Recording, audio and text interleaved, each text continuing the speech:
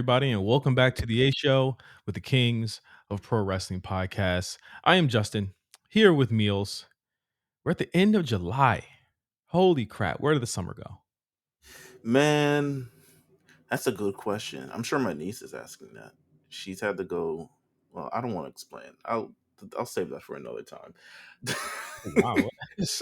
She is not. She's had to go to take summer classes, and she's not happy about it. Because she's like, why do I have to work at summer? She's from the school of like, why do I have to work if I'm not in school?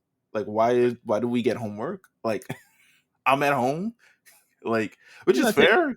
she's not taking summer class. She's taking them for like extra, No, like, she's taking them because of the New York State Regents, which is the Regents are an exam that pretty much all New York State high schoolers have to take in order to graduate. And it's the most ridiculous thing because no other state has to take it. And then also like well, to be fair, Virginia has to take the standards of learning test, the SOLs. we I don't know. have standards tests as well. So that's on top of the SOLs that y'all got to This take. is we have standard tests as well, like standardized tests as Jeez. well. Yeah, it's ridiculous. Like if I run for mayor, I feel like I'd win. Um, but Oh, totally. Without a doubt, you'd win. I'd absolutely outlaw the regions. I'm watching Olympic basketball right now. This is crazy. How France, don't get me wrong, the Olympics are in Paris this year.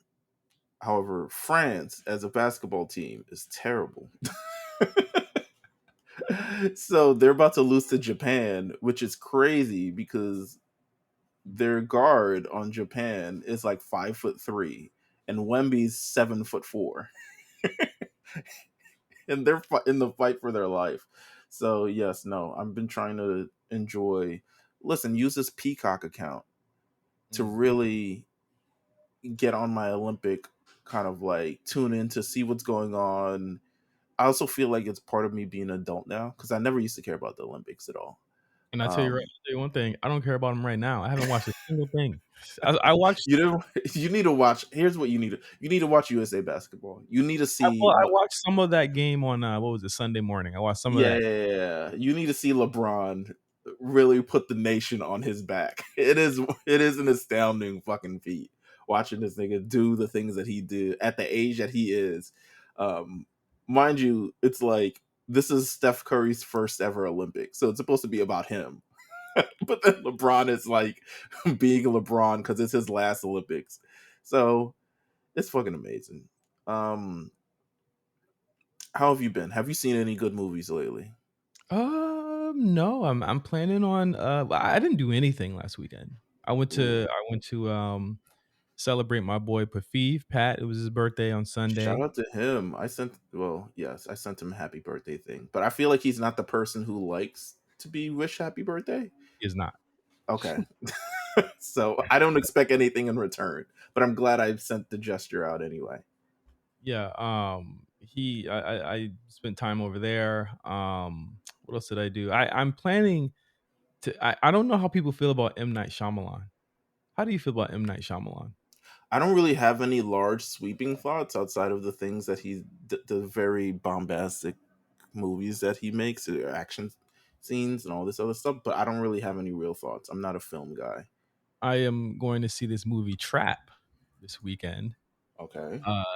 And I am very upset. And this is more first world problems for you because I literally live around more than a dozen movie theaters just within my reach. And that's just like big box theaters like Regal and AMC and smaller theaters. We have like independent theaters out here, like a lot of them. They closed a lot of them in Brooklyn. It's kind of weird. Yeah, they kept a lot of them afloat. A lot of independent investors buy theaters out here. Quentin Tarantino owns two of them here. I could see why they would have a lot of theaters where you live. Yeah, yeah. So it's essentially like a really it's a big thing. Obviously, it's a big thing out here to the movies just in general. So we're trying. Me and my friend group that go see movies every single week. We are trying to find a theater that's going to play this movie Trap because this is like it's a pretty big release. It's M. Night Shyamalan. Like it's a big deal. People go see his movies. every single screen is Inside Out 2 or Deadpool. You can't see anything. It's almost like you can't see anything, and people wonder why, like, past the first weekend, these movies do so badly Right. because people don't have a choice. If you've seen Inside, it's been out for almost 2 months. Inside Out 2 made $1 billion already. It's the biggest animated movie of all time. I don't know if you saw it. It's Yeah. like Yeah, no, the I did. Throw the shit on streaming at this point. yeah, like, it's the biggest animated movie of all time. You've already seen it, so you're not gonna see that. Everybody in the fucking universe will have seen Deadpool by Tuesday, okay? Or twice even. Why are these screens still being taken? IMAX screens, Meelz. Still. Twisters, mind you, came out 2 weeks ago, and I saw that in IMAX. They have taken all the Twisters IMAX screenings, and they've also shortened the amount of times Twisters plays. I really like Twisters. I will never go see Deadpool. Okay, so essentially, you're left at least out here. You're left with two choices: Inside Out 2 or Deadpool, or you can go see movies like Trap or Twisters from starting at 1 p.m. and ending at 7 p.m. So they don't even play them all day. And these are like 2 hour movies. Like Twister is a 2 hour movie. This So is like how it felt when anime movies were out. crazy. How can you win? You legitimately cannot win in this situation. It's like, sure, I want people to go see their little cape, CGI blue screen movie. Cool. You can go see that. But it's like real beaters like me really want to just go see a movie. And I think that's why the box office is so dire right now, is that these movies get so front loaded. Other than Inside Out 2, you know why Inside Out 2 did so well, Mills?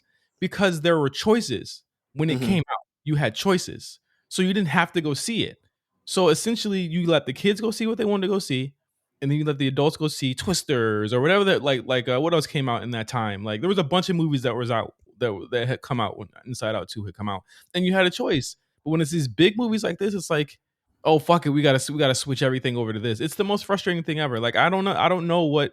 And I The see movies all the time. movie theater industry trying to get it back in blood is what it sounds But they're like. not going to, because you know what's gonna happen after August. Well, August is like there is hella, I mean fucking hella horror movies coming out in August. So like Mhm. if you really love horror movies, you got Trap, you got Cuckoo, you got Alien. That's all coming out. And then in September, you couldn't even name me a movie coming out in September. It's like long stretches of time where there's nothing coming out. So it's like Seriously. Shit, man, they might throw Inside Out 2 back in the damn theaters. they might.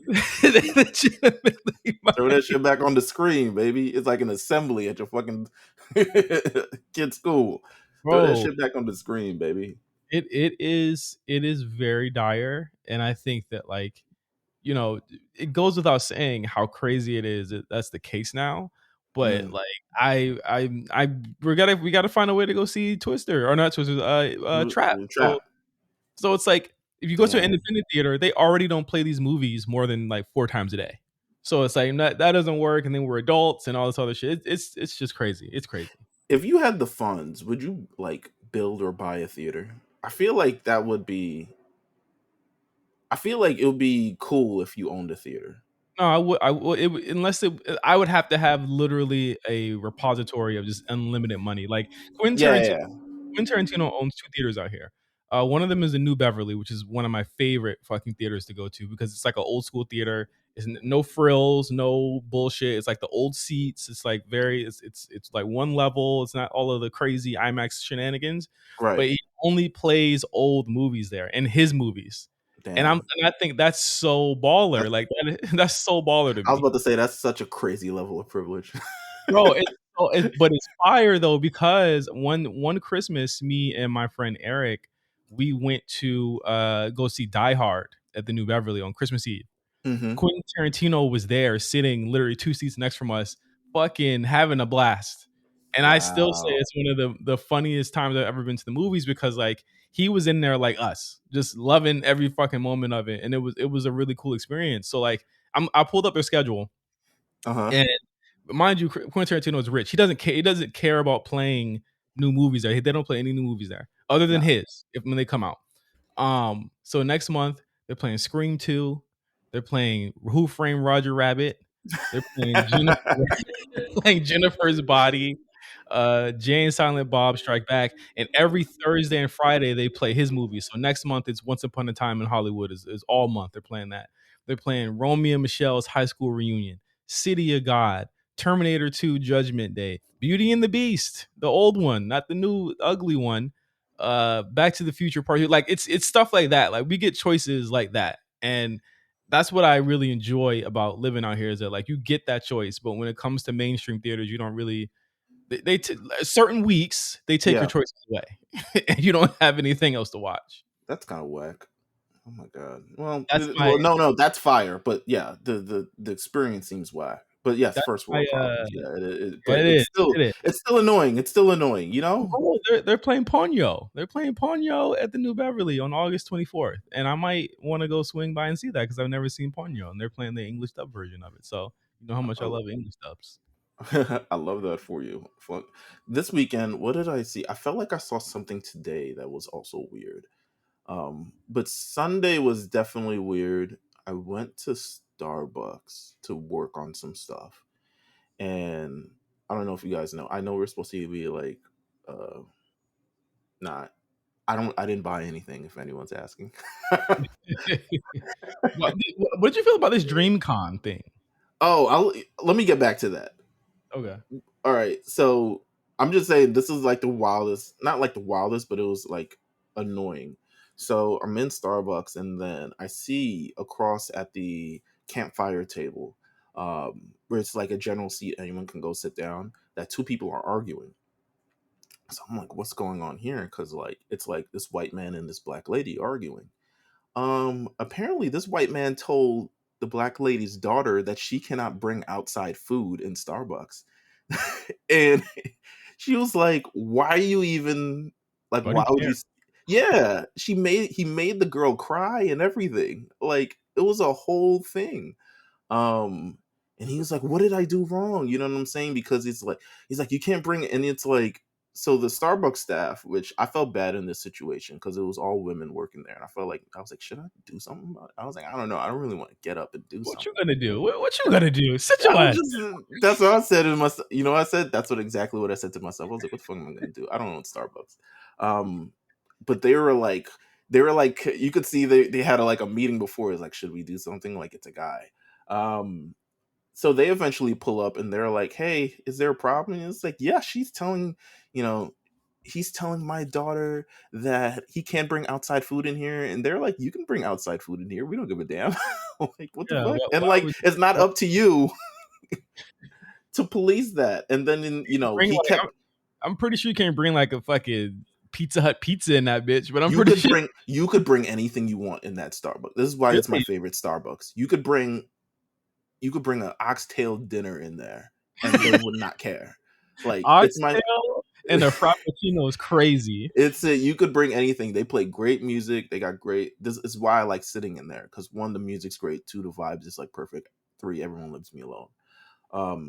So I get in there. So I'm like looking. I was like, I feel like I should, because he was like, they went away, and then he continued to talk to like the little girl, like I didn't, and I was like, bro, like what's going on? So eventually they called the cops.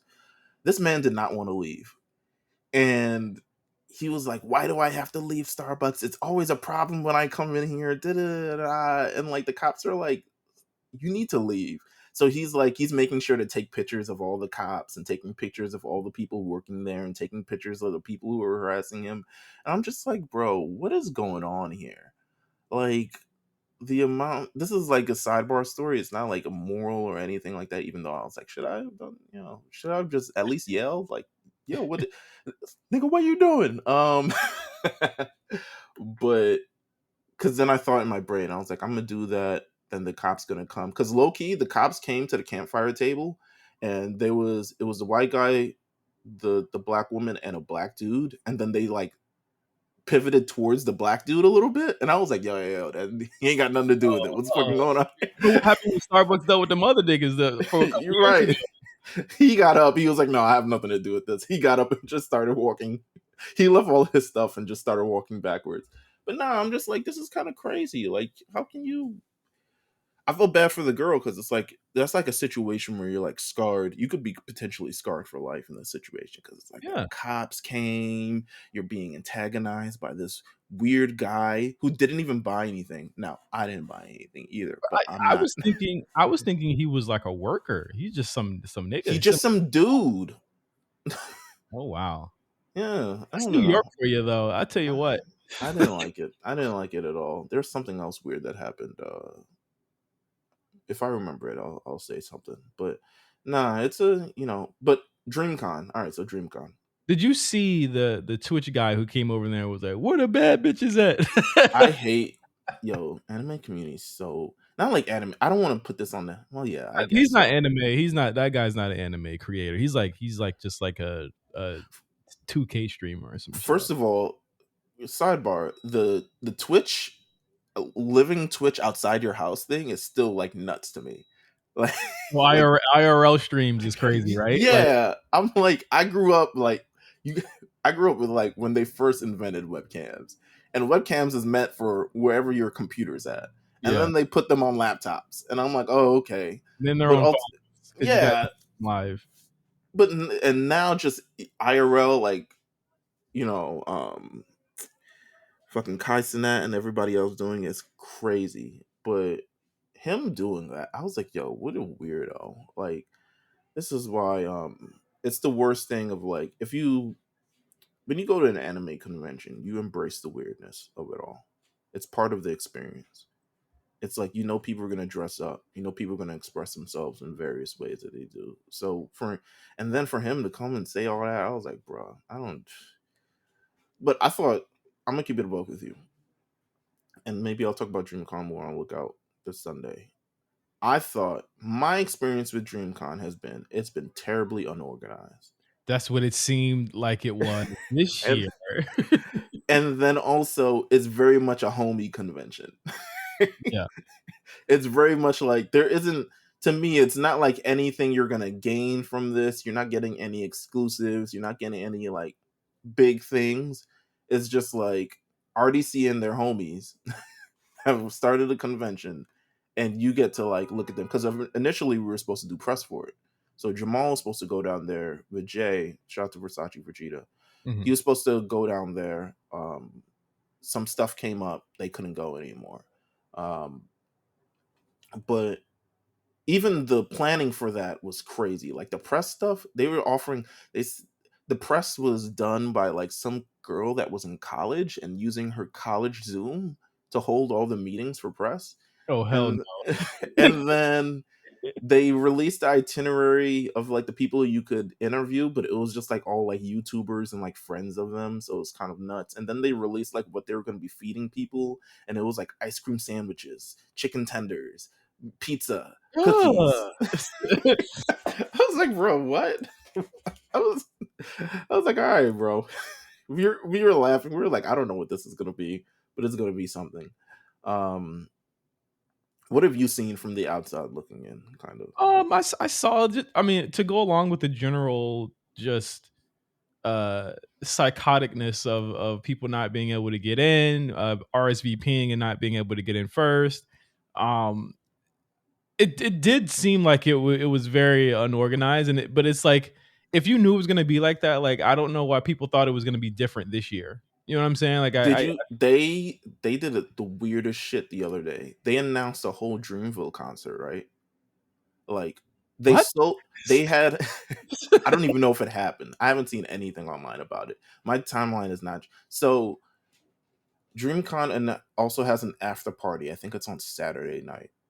Um, they sell tickets for this after party, completely different from the regular DreamCon. Right? This is a separate event, but you still have to buy tickets for it.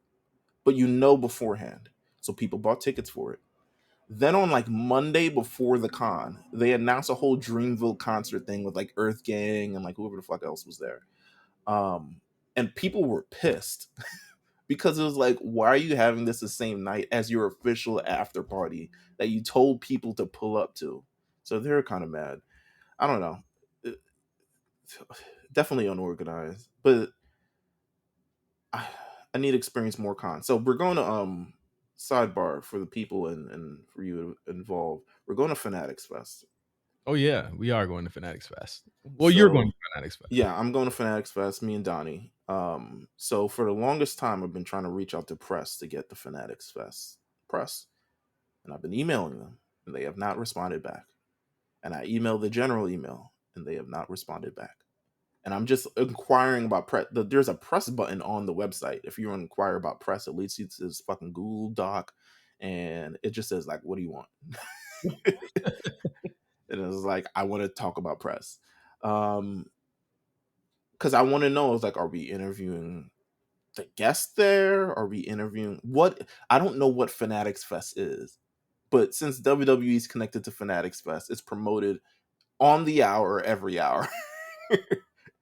So they just started putting up panels now. So there's going to be a panel with Jade, Bianca, and Jay Uso.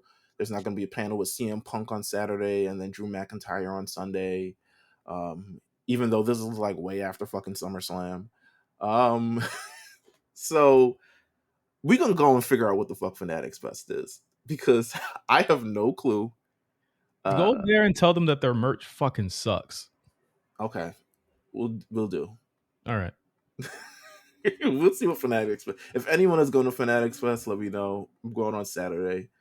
The fact that tickets are still on sale makes me think that they're not selling a bunch of tickets, but we'll see. It's weird. I mean, it's taking place in an extremely busy city where there's something going on every single day. Literally the following week is Anime NYC, which I'm always Yeah. going. So I'm gonna be at that Javits Center for 2 weeks in a row. But yeah, this is the first time they're holding it, but then it's also like, what is it? I don't know what the fuck this shit is. Hulk Hogan's gonna be there. Rhea Ripley. Everyone's like selling autograph sessions, which I guess is what you do at a fucking convention. Do people who work at WWE and make like millions of dollars still you have to pay for their autographs, or I think they do that because WWE gets the profit, right? WWE is definitely getting a profit, but you definitely have to pay for their autographs. Do you want to know the prices for all these things? Yeah. What are the prices?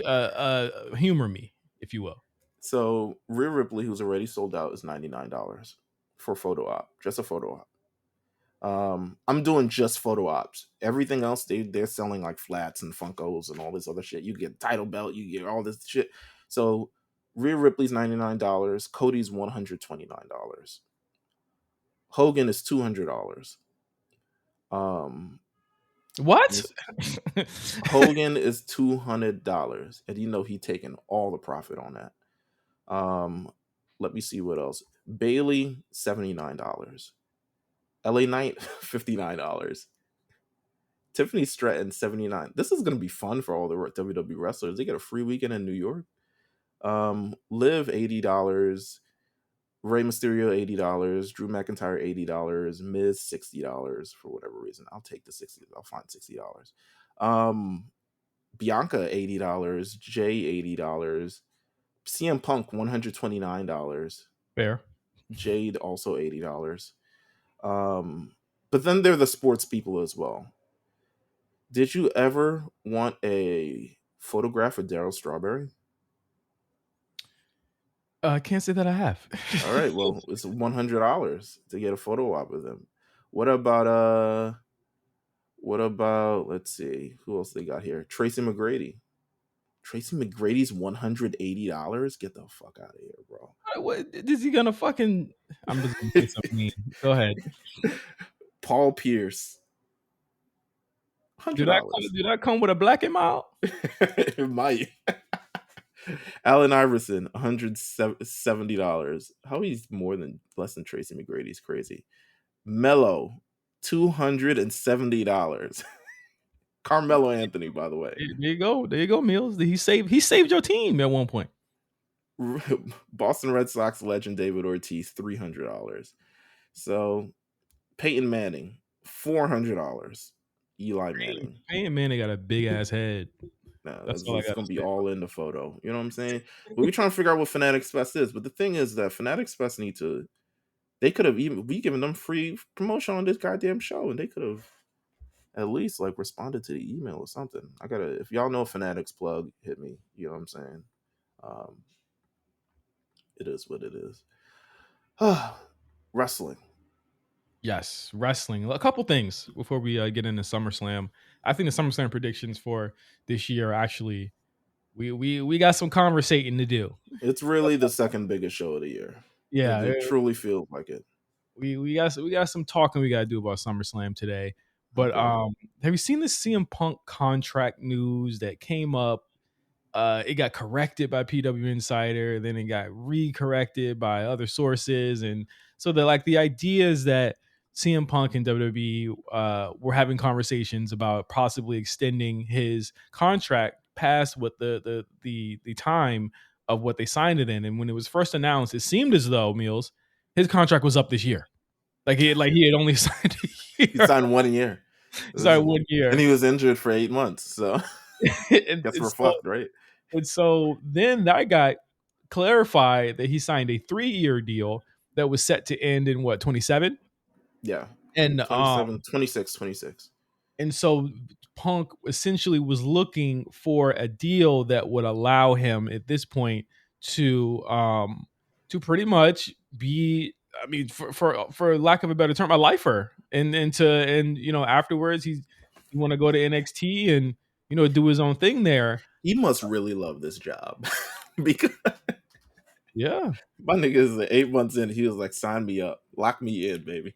Yeah, I mean, it's crazy to think about this now that this was this is something that he wanted to do now, but essentially WWE saw the merch, the ratings he was getting, and we don't know from whose side it was, or people saying like Punk was putting it out in the news in order to I guess get leverage and stuff like that. Let me tell you one thing. I don't think these types of things have to be. This isn't like AEW. Like these types of things don't have to get put in the news for Yeah. leverage for this guy anymore. I think it's pretty much a solid that's what's going to happen here. WWE was incredibly successful before Punk. And if Punk decided to walk away, it would be unfortunate, but they would still be incredibly successful. Exactly. There's no pendulum swinging to the other way. Yeah. He has not had an actual match yet. Exactly. So I don't think that's the case. I feel as though this deal was probably complete. Because I feel like once this type of stuff gets out, it's already done. Like, look at the Drew McIntyre contract news. Look at the fucking Dominic Mysterio. Natalia. All of that stuff. Mm-hmm. These sites aren't the ones that know the moment that it happens. Okay, and I'll just say this: like we ourselves have had independent people come to us about this, and I can say this now that it's out. Like it was weeks ago, months ago, even right that we heard about this. Yeah, we had heard about this a while ago. Regarding, listen, man, Discord is a good price, but no, we had heard this a while ago, and honestly, it just seems like he wants to be locked in further. Like I think he just wants to like upgrade his deal. I feel like he wants like what Cody has. He deserved. I mean, even without the match, he did. I feel as though just having a major level star like that is a big deal, Mm-hmm. and I'm not mad at it, man. I'm not mad at it. It's not really problematic other than beating up people, but that was forced. But he seems he's been on good behavior. Everyone loves him. He's out here. Listen, he did the pre-show. How many times have you seen him on the pre-show? Like 4 times, I think. Hosting shit. How many times you've seen him at the PC? How many? It feels like he's like excited to get out the house and be around like people, cool people. What do you think is Punk's angle when he's done? When it's all said and done, I honestly don't think he's got too many years left as I mean, he's semi-regular as it is, but the thing is, we don't really know how regular he would have been by last January because he got injured. Remember, like I, Right. I think he probably would have been pretty semi-regular on the show. I think that they probably would have needed him. Not needed him because it was Mania season and they were doing killer ratings anyway. But I think that like when it comes to like the fall when football comes back, they're gonna need him every week. You know what I'm saying? what do you think his outcome is, or what he does after this is all said and done? Because you're seeing him say, I want to be here till after my contract ends and after my in ring, career ends, and you're seeing people like Bryan Danielson who they have to literally keep off of fucking shows until All In because Yeah, that's how beat down he is. Like, where do you think Punk goes after this? I think Punk. I mean, I could see him doing a lot of things. To me, I think he really does want that NXT spot, like to kind of like help run NXT and help kind of usher in and help the creative with that. And I could see it coming from, especially where the work he did on Collision. Um, it seemed like he was much more deeply woven into the fabric of Collision when he was on the show, in terms of like who is on the show, the storylines they're going to have, how they're going to build it, what are they leading up to, a lot of things like that. And I think he desperately, not desperately, I don't want to say desperately, but I think I've seen Punk do a lot of things that's not wrestling related, and I feel like his biggest calling and the way he helps more is being part of wrestling. I feel like that's just what he's good at. That's just what he knows. Yeah, So I feel like he could definitely still be involved with WWE and that kind of thing. Would he move to Florida? I don't know. Um, that's a but big move. Shawn Michaels moved from out of Texas, man. So you never know. When Punk is 53, it might not even matter anymore. Yeah, Especially if he's made enough money, you could just fly back to Chicago to watch some hockey or games. He only works Tuesdays. Well, nah, I guess it's an everyday job. yeah, it's an everyday Um, job now. Yeah, so we'll see. But I hope he gets what he got. I hope he gets what he wants. I think he's proven that he's a hot commodity over the last year. He's proven that he's been more than just for morale, just for people to look up to, just for being helpful on the roster. I mean, I think the news cycle would have led you to believe that he's a crotchety problem, and it proved that the only problem that he had was with AEW and the people running it. So, um, I hope he I hope he gets everybody. what he deserves. My general rule of thumb with the AEW thing is everyone was at fault. They were at fault for letting him do it, and he was at fault for taking advantage of it Absolutely. and Well, yeah. beating up his coworkers twice. We've Well, never stood down from that. this is true. That is pretty wrong. Even for sometimes the right reasons, but it's still pretty wrong. You shouldn't do it. Um, have you enjoyed all the WWE talent in Japan as much as I enjoyed them in Japan? We're having fun. I mean, Solo hanging out with Dom and Damian was mana for me. It was fun. They look like they had a blast. Yeah, exactly. Cody went to Tokyo Disney World with his wife and his daughter. Jade Oh, is out with her husband doing all types of things. Bianca's out with Montez doing a lot of things. Xavier Woods came back with 2 whole suitcases of whatever the fuck he could pull back from. Like, but here's the thing, Meelz. That's how it is going to Japan. You're just generally happy the whole time. Let me tell you, just from a place of experience, you are happy the whole time. It's just a happy place to be. it's like I never want to leave, even though it's like incredibly hot and the hottest place on earth right now. Yes, Never want to leave. if they're feeling the heat that we did last year when I went with my wife, oh yeah, it's insane over there. Like it's like literally you walk out and you're drenched in sweat. Mako Satomura, big part of the shows, also Mhm. announced she's going to retire next year. Um, I would have expected. You know what? I thought Julia would have been somewhere into these shows, but it seems like she wasn't. But Julia has also announced that April 19th is a wrap. Moving August. to August 19th. It's a wrap. Moving to Florida. I'm gonna start my WWE career. So a lot of big changes happen in WWE, but a lot of fun too. I haven't seen. Listen, we watched Jade. I'm not gonna say anything about the former company, but we watched Jade for years. I ain't never seen this much teeth for this prolonged period. In this, you CM Punk's teeth too, even though he needs He need to work on them. you need to work on them, but we seen his teeth too. Yeah, we've seen them too. I mean, they're having a blast. You know what I'm saying? I think that um Shinsuke came back. We forgot about that too. Shinsuke came back. Io Sky and Damage Control. They reunited as well on the show, You and feel they're like Shinsuke is just chilling, like yeah. think Yeah, he just you think he likes his role, or you like maybe he wants something more? Maybe he wants like a one big run because I would wrestlers like a run or something. I wouldn't mind a run. I would I tend to think that he's been okay with his position for quite some time. I mean, the guy was main eventing Raws like all last fall. You know what I'm Right, saying? Like he was whipping ass last year. He was whipping niggas with nunchucks last year. Like let's not forget that. Um, right. I think he's okay with his role. I think again and I think this is something people got to admit too when it comes to like Okada and AEW too. Hmm. These when they got these guys, and mind you, Nakamura is significantly well, not I won't say significantly, but he's a lot older than Okada is. Right, But he came off of that grind of New Japan a lot earlier than Okada did.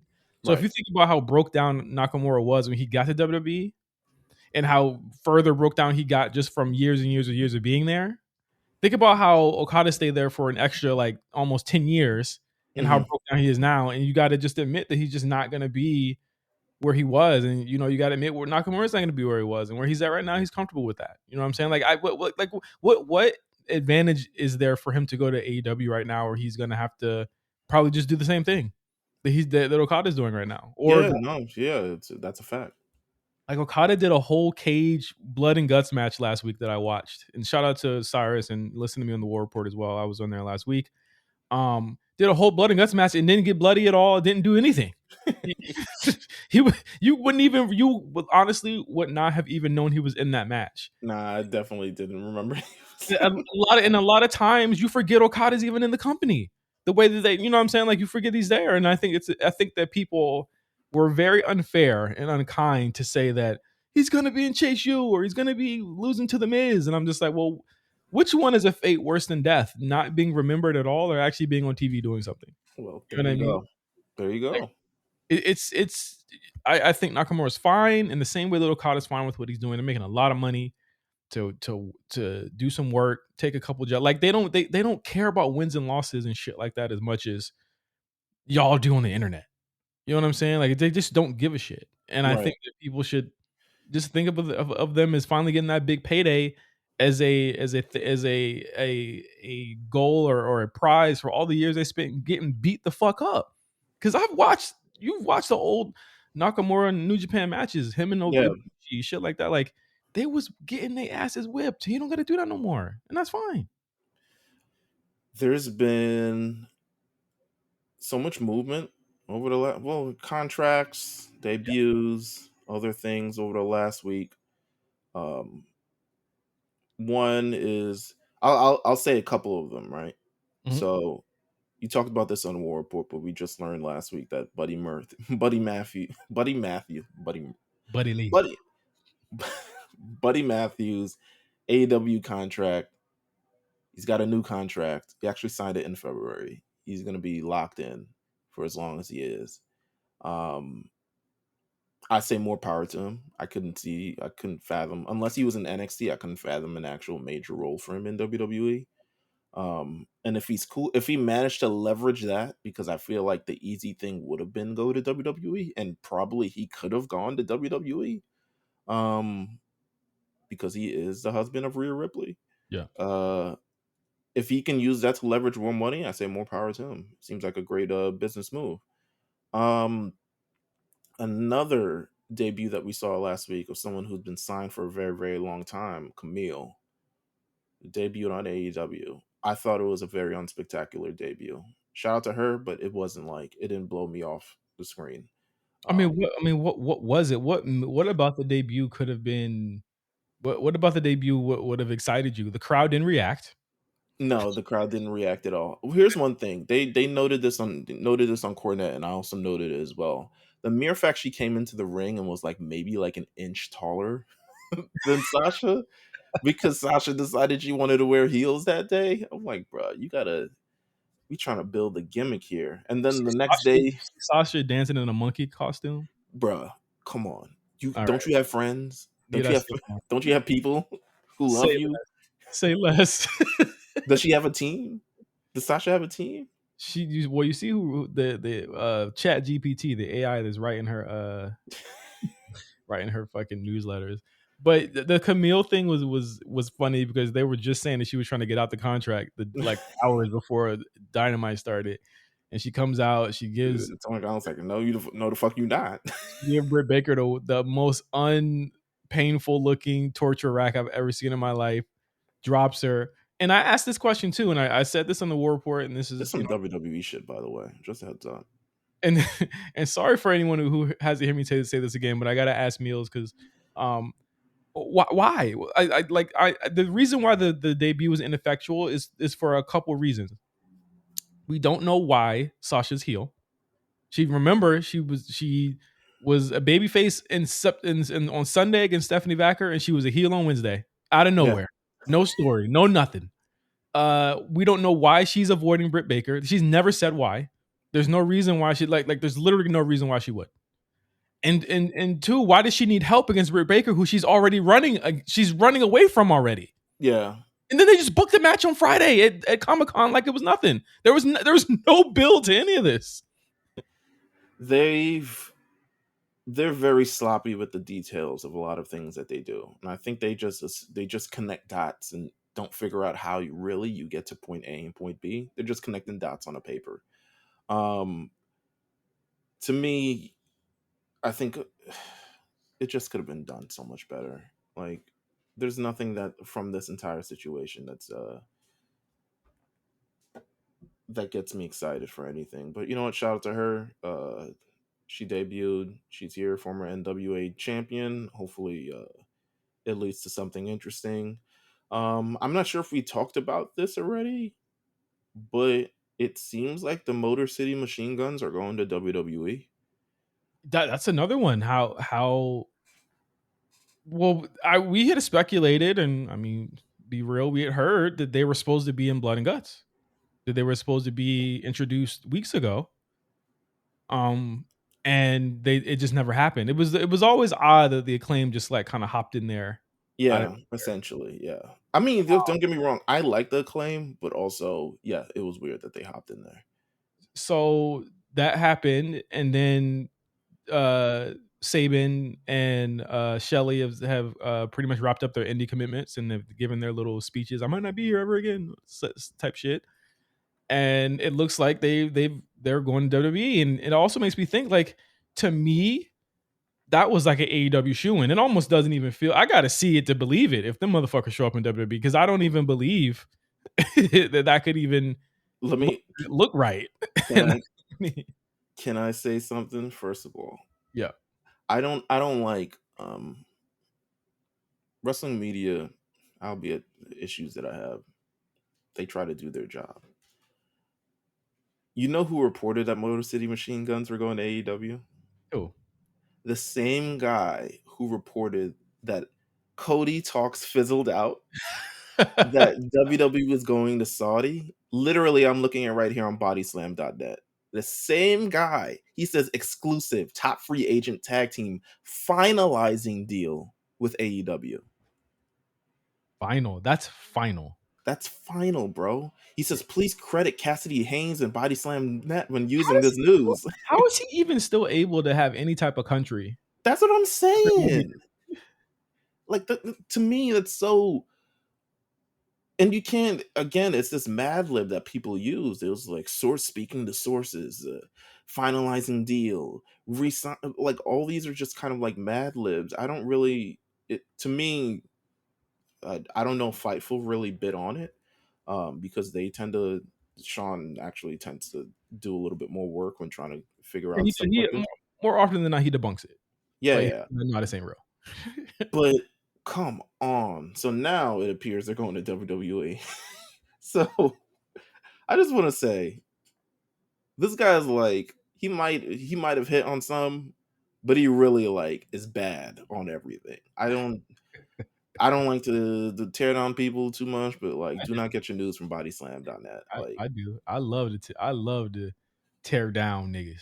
It's ridiculous at this point. I live to tear down niggas. Listen, the Cody talks fizzling out thing was something that I feel like he didn't get enough.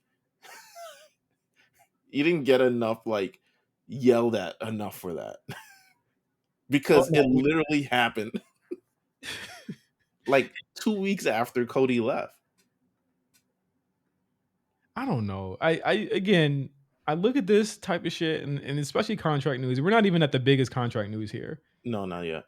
And I'm like, y'all just gotta just wait for shit to happen. I think we're trying to know too much. We don't need to know too much. I feel like there's at least people trying to make things a surprise. And I mean, here we're gonna talk about somebody that's probably not gonna be surprised because Wait, I they got haven't one even. more. I got one more before the surprise.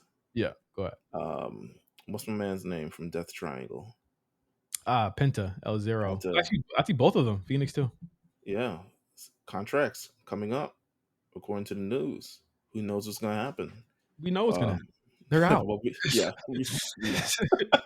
know. When is the last time they've even been a factor in anything? They teamed up with Pac a couple weeks ago, and I only say this because I've been watching AEW in just with the gang lately. Usually I never used to watch this shit. Now it's just a fun Wednesday thing for Right, me. right. Listen, I'm But, being challenged. Got challenged back in 2 weeks. So oh yeah, when that happens, I'm out. I'm not. yeah, I'm out. You don't have to worry about me. You don't have to worry about me. Sorry, buddy. Hey, sorry, we out. We chilling. But again, it's like that's another one where that just looks very weird that they didn't resign them. But I also think that AEW might be getting light in the pockets because, and we haven't even talked about this. The larger situation here, WB has effectively lost it in NBA, and I mean they're going to try and litigate it. I don't think they have much of a case No, because uh, NBA negotiated these deals outside of the exclusivity window. So whether you matched it or not, it didn't matter. Um, they've lost it, and they're looking for a large. They have a large amount of money, and they have to fill a lot of time slots. And some people are going to be getting laid off and losing their jobs. And I could imagine that some of the people that may champion AEW or may have championed them in 2018, 2019 could possibly be getting the fuck up out of there pretty soon. yeah, Which sounds crazy to say, but I'm gonna tell you right now, they're not looking at NWA and saying, or I'm sorry, NBA and saying, uh, we need let's to get have that money. Get that money, AEW. we need 10 more hours of AEW. I'm gonna tell you right now, folks, that's not what's happening. So if they re-signed AEW, it will probably be for a nominal increase, if any. And I think that's why a lot of these people are cutting ties with AEW right now. I just think. I mean, I looked at. Shout to is it Chris Van Vliet? Chris Van Chris Vliet? Chris Van Filet. ZVV CVV. I looked at. He had an interview with what's my man's name? Scorpio Sky. I was like, all I saw in that man's eyes is like, help me. He resigned. My tag team partners, and NXT champion, and I'm not on TV. He resigned what, a year ago? It may potentially, Whenever they need possibly. whenever they need a cool little token moment. He was supposed to be the original one. I mean, he was the first ever tag team champions, but he was supposed to be like the trajectory they had for him felt like it wanted to be world champion. And then he was just like not used anymore. And then when they ask him, well, why haven't you been on TV? He's just like, um, Black people, no, yeah. no. He said, sometimes when you get injured, it's really tough to come back and be in the same spot you've been. And I was like, that's some bullshit, bro. I watch Adam Cole get injured and he was on TV for like 3 months after that. Adam Cole brain was outside of his body, bruh. Listen, there's a lot of people always saying there's a lot of people who haven't been on TV. There's a lot of people whose contracts probably coming up. If I'm Miro, get me out of here. Figure that shit out. Talk to my lawyers. Let's figure some shit out. If I'm Aleister Black, get me out of here. If I'm Wardlow, get me out of here. I'm and sure. and the main event, if I'm Daniel Garcia, do not I'm the fuck up out of there already. do not believe the lies. They've been incredibly nice to Daniel Garcia for no reason. Yeah. They've given him title matches, they've given him main events, they've given him just 2 weeks ago on the show.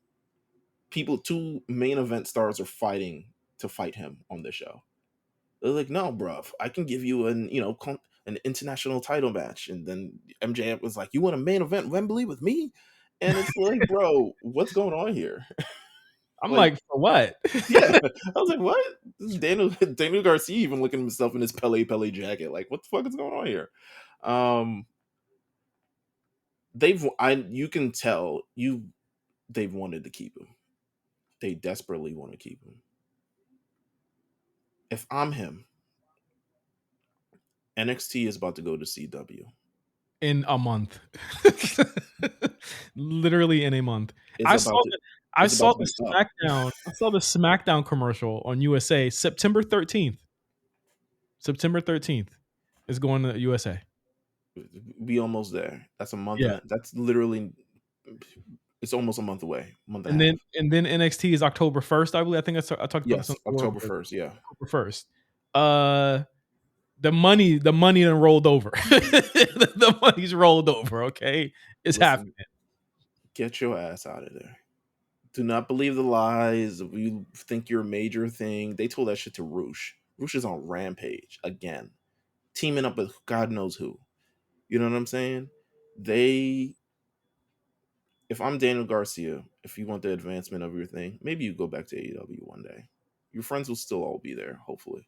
Probably not though. They'll probably be working with you in a couple months.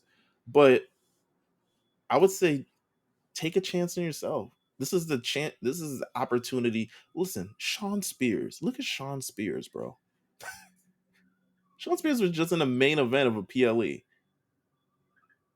Take the leap, bro. Take the leap, Daniel Garcia. It will not hurt you. In fact, it'll probably help you because you're gonna go to the PC and you're gonna find yourself a great job, a great wife, Oh a yeah, great, sure. Hey, stay away. I mean, I'm a DM him a list of women to stay away from because that's mine. I don't want another Izzy situation to happen. no. Well, listen, Izzy, you can't with Izzy anyway. It's the big dog. They gonna pull up, man. When you think Braun won't pull up? Fuck Braun. Anyway, Daniel Garcia. I think that there's been not so subtle instances or not so subtle inferences that he is not going to be there anymore. Namely, being that he got put into a situation or he had things done to him that in a regular match a nigga would kicked out of two from, Mm-hmm. and he's still not back on the show. If they were going to do the perfect time to bring back Daniel Garcia, it probably would have been in the middle of this new MAGA MJF thing that he's going around and doing. And Yeah. there's no inclination that he's going to do that. No matter how many times MJF brings up his name, it seems as though the goose is cooked. And I feel like the goose is cooked because now Alvarez and Meltzer are talking about it, and I feel like when they start hitting the I don't know what's going on without any type of Listen, he hasn't said that he hasn't signed yet. yeah but when they start but he has there's no inclinations that he's going to sign, but there is no inclinations he's not going to sign. I was like, bro, what are you talking about? they did the full. I don't even know why, and it goes to show just how kind of not professional the contract negotiations are. And to be clear, WWE's last couple contract negotiations haven't been very professional either. But this is just a whole new level because they wrote the guy off. And they still keep trying to like make it seem like they want him to come back, but I'm just like, it doesn't seem like he's coming back. You wrote him off the show. Yeah. He is not on the show anymore. He seems to be affected unless he's on vacation, which is not what people are reporting. He seems to be gone, like out. He's if I had to listen, this is the same shit they did with Ricochet. Literally the same thing. I feel like they were nicer with the Ricochet thing. I feel like the Ricochet. I was expecting him to get thrown off a building, and I was like, "That's it." The Ricochet thing, he didn't even get a match, bro. It was the weekend before he was Speed Champion. They pulled that shit off of him. They said, "Coming to work Monday, collect your last check, get your ass through this window." Um, and yeah, this is I can't imagine that. After that, I wouldn't come back. Don't even bother, bro. Why the fuck would you come back? I feel like he's gone. I feel like October 1st or sometime thereafter. I feel like here's how I would do it. I would do Trick versus All Ego on that first show. Mm-hmm. Have Trick regain the title, and right after the shit ends, you have Daniel Garcia come out. and then that's how you probably. I would have Vacker, Julia, and Garcia debut that night, and then that ushers in your new CW Riverdale era of NXT. It's a new era, baby. Like I think that's the best way to do it, and then have like Joe Hendry officially state that he is leaving TNA that next week, because that motherfucker is a cast member on Yeah, NXT. nah, he is absolutely on NXT. That's This what nigga's that's having what a happens, whole concert. bro. That's what happens when you bring your wife backstage to the wrestling show. Can't do that. That's what happened. Can't do it. But yeah, I don't have any like prior expectations for Dan Garcia. I think he's rough on the mic. I think he needs to get a little bit of more personality other than the dancing shit. I feel like if he's gonna go to WWE, he's looking to get that growth, and he's looking to get that tutelage to get him to that next step. I just don't think he would find it in AEW. I really don't. No, I don't think he will. I don't. Listen, they've done NXT has done amazing things for people, just in general. Like no quarter crash crew. This is my favorite thing right now, and I Bro. don't know how that happened. Ren Sinclair, come on now. Listen, I do this shit randomly when I'm just chilling.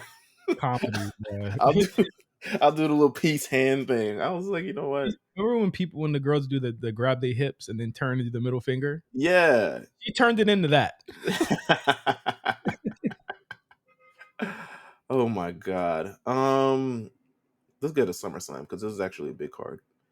Yeah, this is one of the biggest, I think, since what, SummerSlam 2022, like one of the biggest cards he's ever done. And I think Yeah. this is just by proxy of like it's the only one thing, like the only one card that they don't uh have two nights for, but that's gonna change in what, a year. So enjoy it while we can. SummerSlam, 7 matches. Where do you want to start? This is Let's start on SummerSlam Friday, where the niggas is complaining about. what the matches on SmackDown and by proxy the matches on Raw. I think Hey, and these could have been on a pre-show. Pre-show's 3 hours long. Let me tell you something about the pre-show. I don't watch it. I don't fucking watch it. Yeah, I don't watch it. So I've never I hate the one that I really hate is the NXT pre-show. Unless they're there, I got nothing for it. Unless there's a match, I got nothing for it. Them in front of the AR, the fucking AR screen, and now that Matt can't fire, and I don't know who the fuck they got running it now. Sam Roberts, fuck out of here. Sam Speedman or whatever his name is. Yeah. So nah, we don't watch it. 3 hours. They clearly want people to tune in, want people to feel excited. They try to create some sort of ambiance around this show. That's like, it's live, it's a big party, it's this thing. I don't know if they need to do that in 3 hours. 3 hours seemed like a lot. WrestleMania was 2 hours. I feel bad for the people programming this shit. Because now But ultimately, like, do you care? Like, no, I don't. I don't. I don't. I really don't. Like, and also, why do it on the pre-show? Why have Bianca and Jade wrestle when people are trying to file in and try to, or at the stand for chicken fingers? People will be mad about that. Like, people already get mad about people getting relegated to the pre-show. Now it's not a bad thing for people to be on the pre-show. Like, that's fucking news to me. Like, I would have thought people would have been rioting in the streets over pre-show bullshit. And I think there's another thing here is that I think the difference between the two companies is that one of them clearly sees their TV attractions as attractions. Yes. And I think that they always outside of the other one just doing it when they need a pop rating. Exactly. Like, they see these things as an actual real deal type of thing. And I think that, like, it is inherently important to consider your attractions as attractions, because that's important. And I think when you kind of put it in that perspective, you'll understand that they always want their TV shows to have something going on them. So you have two big tag matches on basically, essentially, like you said, Meelz, SummerSlam Friday and SummerSlam, Raw after SummerSlam. Something will always happen. The big angle for Raw next week is the fact that the Wyatt Six are debuting. They don't need to debut on pay-per-view. They don't. They don't.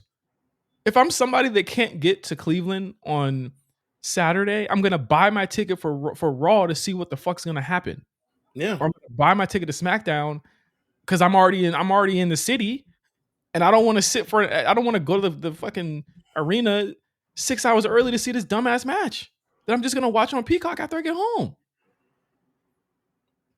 Like, what's wrong with serving all your audiences from TV to live events? That doesn't make any sense to me. It just Listen, we did this show for a long fucking time.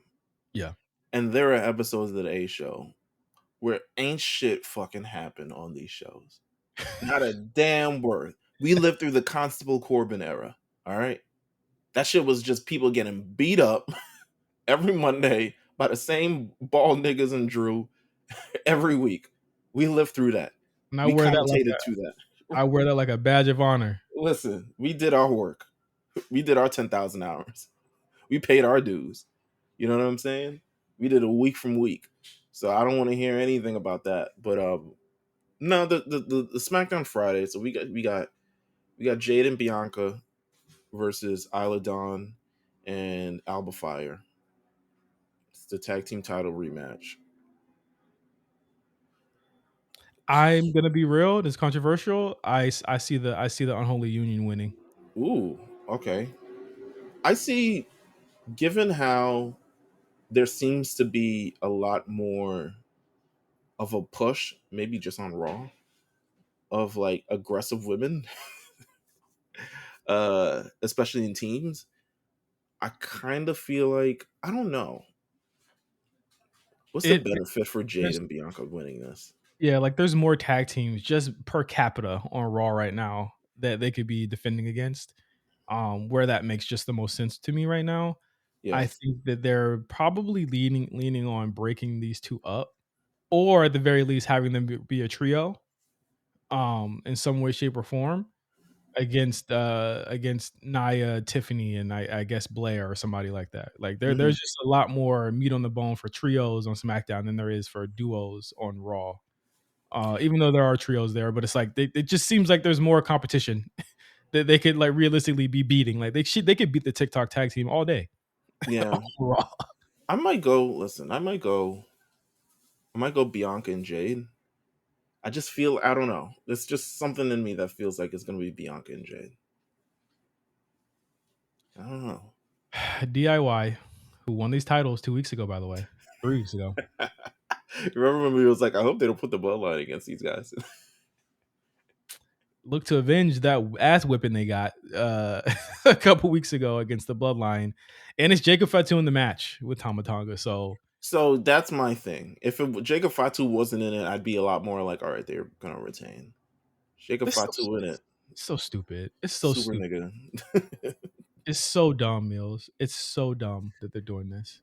I don't get it. You either ruin the tag team you just crowned, or you have the bloodline lose 2 days before Mania, or you have a big schmoz finish, which I'm gonna predict in this instance. And you know why it's dumb, because could see them realistically having these guys win for the simple fact that you want to have some plausible concern about Cody actually retaining on, Mm. on Saturday, and that's why you'd have them win, You could right? also probably do KO on Randy versus Bloodline some point Like, in the future too. could have been easy, but they got to stay off TV because they're the story right now is Cody has no allies, which fine. Like I think that's a good story. Cody has no allies; they're all beaten up. I think that's completely fine. But I'll say that I'm gonna have the Bloodline winning this, and I'm not happy about it. Huh. I don't know. I don't want to say the Bloodline, but Makes the most sense, man. yeah, I guess yeah, yeah. It makes Unless Cody comes, oh, Cody saved them. I think I had intimated It's with we're in that. Cleveland though. I This mean, is where Gargano. This is another Gargano home home. another hometown boy may lose this weekend. Well,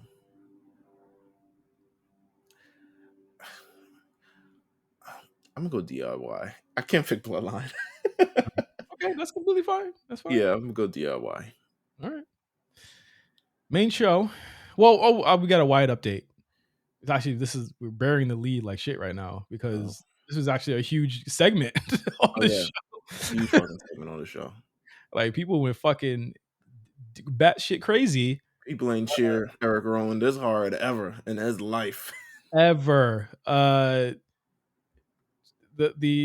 Creeds and Gable are together. They had a match against Otis and Akira Tozawa. Of course, they win after the fact. Gable, it seems like he's gonna put his hands on Maxine. He was like, Like, "Hey, he's going full Tyler Perry villain on this like, shit." I'm gonna whoop your monkey ass. Who's that fucking villain that's always in Tyler Perry movies? Oh my god, black dude. I know you're Tyler talking Perry about. I don't know his name now. Is it Peyton villain. Tyler Perry villain? Tyler Perry himself? No. You know what? Sure. Let's do that. Ample told me. But yeah, nah, he seems like he was putting hands on her. The Wyatt six pulled up, three of them. I guess four of them. Three. Um, It was four. It ended up being four. Yeah. yeah. So then they revealed themselves. They took off their mask, and you could see that these were niggas you've seen before. Eric Rowan, Dexter Loomis, Mm-hmm. JC. Why did I say JC Jane? That would have been crazy. That would have been That a would have crazy been. story. I would have popped huge. Um, JC Jane. oh my god, I forgot the nigga. I forgot the little nigga's name. Joe Gacy, man. Joe Gacy. Yo, jeez. Shout out to NXT tonight. Great American Bash tonight. It's also a big show there. I'm gonna say this. I fucked with it. when they I took liked it. when they took the mask off, I said, "Oh yeah, this is good." I was like, oh shit, they gonna fuck me with this shit, bro. This shit I was said, fire. this is the good shit. I fucked I with it, don't know where Dexter Loomis got his extensions from, but they don't look half bad. I'm gonna keep a bug with you. They don't look half bad. bro. He got the fucking Jimmy Butlers. I said, where? I said, nigga, how you lock up like this? How did you lock up this fast? You've only been on TV a year. How you lock up that fast? I said, Hey you must have man, black people genes hey or something man. like that. He had dry scalp. That's how he locked up that fast. But He Eric Rowan, employed. That's all that matters. He employed. Joe Gacy, Dexter Loomis. I'm gonna be real. I'm actually very happy that they did not give up on Dexter and they did not give up on Nikki. I Yes. think Nikki will end up being the glue that holds a lot of this together. Like just in terms of like females are always the ones that hold these groups together because they're always the coolest and they're always allowed to do the cool shit like hit the men. Yeah. So like that, I think she'll end up being dope. The look for Joe Gacy looked really cool. I got to get used to the Loomis one. I don't know about it, but Rowan getting a second chance and working again with two guys that can work really well. It worked for me, man. It really worked for me, and I think that what was the most exciting about it is that how into it the crowd was, and how I love that they weren't hiding behind these masks for so long. And again, I fucking called it. These are like the fucking alter egos for these characters. I love it. It's a good idea. I fuck with it. I like it. I like it. Eat my Can't hate on. words. Yeah, can't hate on it. Look forward to Monday. So they're going to be facing the Creeds and Gable in a 6-man tag on Monday. So I mean, look forward to that. It should be really cool. I just don't know about them taking another clean loss, but what are you No, gonna do? they check Abel. Just think it's rich now.